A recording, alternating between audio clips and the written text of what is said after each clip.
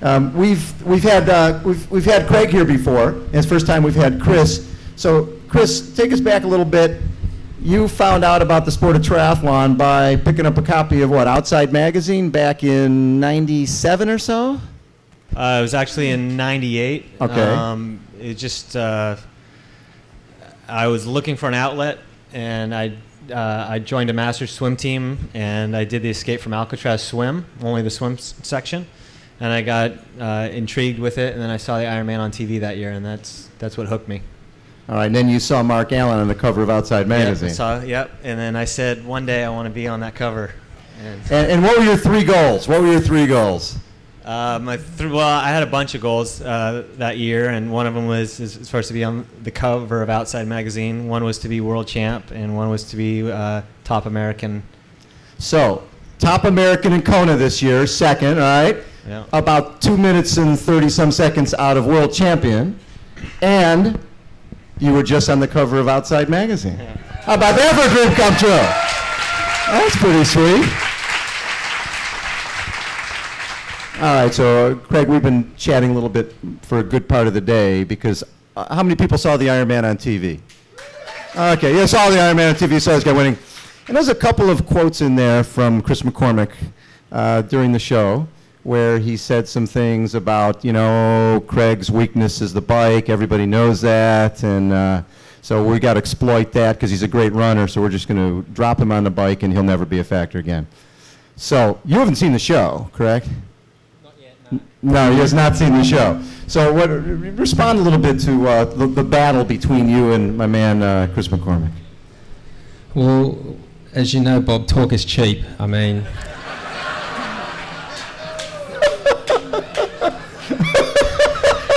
How did Chris go in Kona? He did okay, finished 4th. He had a great race. He had a great race. But, you know, I don't get caught up. I've known Chris for 15 years, and... I think when he says things, he's trying to convince himself as much as everybody else. And, you know, I was quietly confident. You know, in '08, which I think, I'm sure Chris would agree, I think '08 was a tough year in terms of the wind on the bike. And, you know, I held my own there. And, I mean, I think my resume speaks for itself. I've won LA, Chicago, Lifetime Fitness, Clearwater. I don't think you're competitive in any big international race if you have any weaknesses. And, Chris might have perceived that as a weakness, and I'm sure he tried to exploit it. But at the end of the day, I had a great race, and I was more than happy. And I mean, I think he had a great race. I think he overachieved for what I thought he'd finish, somewhere from 6th to 10th. I was looking more at guys like Lieto and Rasmus Henning, Andreas Raylert. A lot of the Europeans are coming now, so. You do run the slide rule over your opposition, but as far as what people say, it doesn't really impact on my race at all. Well, what's your record against Chris? Well, I'm glad you asked, but dating back to about '03, it's 9-1 in my favour. There we go. Okay, just curious. I figured maybe you might know that. That's not a bad record. Anyone's entitled to a bad day. So this year, you guys have gone head-to-head a couple different times. It started in Honu and then again in Boise. And after you raced Chris in Honu, you thought that this guy was going to be a factor this year in Kona. Because the year before, in 2008, Chris did not have a great race in Kona, 23rd or so died a little bit in the run. What did you see in Chris this year in Honu? Oh, well, I think he's steadily improved every year, and he's always a factor in the race. It's a tough race, as you know, not only because of the conditions, but also the competition. It's the World Championships. So, but we raced in Honu in May, and he had a big lead on me off the bike, and it was a good field that day. It was a lot of guys had gone over, I think, to do some training in Kona and race on the course. And I mean, Chris made us look second-rate on the bike. I had a good run and just hunted him down close to the end. And I said to my wife straight away, and I think I said to you on your radio show, I did your competitor radio show about a week later, and I said he's going to be a factor. He's improved his swim. He's the same Lieto he's always been on the bike, and he's a good runner. I think people pigeonhole you because you're a great bike rider. They presume you're not going to run well, but like I said, you don't compete in any big race if you have any weaknesses. And when I raced him in Honu, I was keen to race him again and get another look at him, so I signed on to race Boise 2 weeks later. And we had another pretty close contest there, very close. I think it came down to about a second or something at the end. But I'm glad I raced him both those times, because I knew he was consistent in all disciplines, and I knew he was focusing on the big one, and I thought that made him dangerous for October. So, Chris, you raced Craig twice, and what did you come away with after going head-to-head with him 2 times in Boise and in Honu? Yeah, I mean, every year I always shoot for racing against guys that I know are going to be tough, and Crowie has proved that he is, as far as the best in the sport. So I always look at where I can go as far as to meet him and race against him. So Hawaii was a perfect course for it. I was feeling good. It was a good lead-in for me, and yeah, I rode well, but it was ridiculously hot that day. I don't know if you remember, but half of the run was on the grass in the golf course, and the course is straight up, straight down, curves, and all this other stuff. A complete cross-country run course, and it was hot and humid, and it was tough. And he caught me at mile maybe 10 or 11 or something like that, and I heard that he was going to race Boise, but then right after the race, he said that he wasn't because he wants to save himself for Hawaii and this and that. And I said, you can't trust anybody.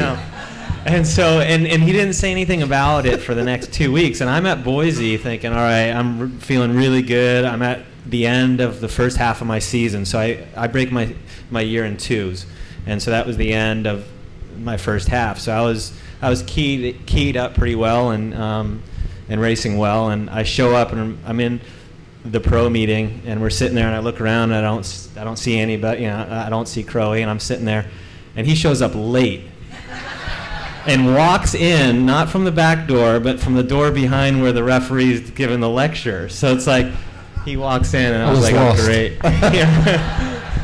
So it was mixed emotions. I was glad as far as to see him there, because I really thought I had a chance to beat him. I really felt that I was in a position to beat him, and I put it out there as much as I could. And I really believe that whole, as far as day, that the race was going to be mine. And I was running, and at like mile 8, I still had like 3 minutes or something, and I was like, okay, this is my race. And at mile 10, we passed each other in the out and back section. Or mile 11, I still had a few minutes. And then with like a mile to go, I kept asking the guy on the bike, I'm like, do you see him? Do you see him back there? It's like, no, I don't see him. And I kept asking, and then we make the last turn with, about a quarter mile to go? About a half mile, I think. Yeah, about a half mile. We make the corner, and the guy goes, crap. He's like 50 yards behind you, and I'm like, well, thanks for the advance notice. A little something for the effort. Yeah, so with a half mile to go, I go into an all-out sprint, because I know, there's no way. So I go out all-out sprint, and there was an aid station with about a quarter mile maybe, about halfway down the stretch, and I look back at that time because I didn't want him to see me look back, but I figured, it was crowded, and I looked back, and he's about 20 feet behind me, and I kicked it again, and then right in the chute, he kind of caught me, and it was that wasn't very nice. Yeah, no. You think it was sad? I was really sad. Did your brother have a nice bike ride next to Chris during that? That was pretty nice of him to be right next to him. That is funny. Yeah. So, Chris, this summer, in the past, you've spent a lot of time racing your bike, racing with the real roadies. And this summer, you took a departure from that and decided that you're going to go up to Mammoth and run with a few of our better guys named Ryan Hall, 206.17 marathoner, Meb Kefleski, who just won New York City Marathon, Josh Cox, American record holder at 50K, who just ran 2:13 and qualified for the Olympic trials, and Dina Castor, who's no slouch either. That's a little tough going up there, knowing that you're probably not the best guy there. I knew that, yeah, for sure. That's easy. It was a cool experience, but I was more anxious and nervous before track workouts and tempo runs than I was showing up to any triathlon race I've ever been to.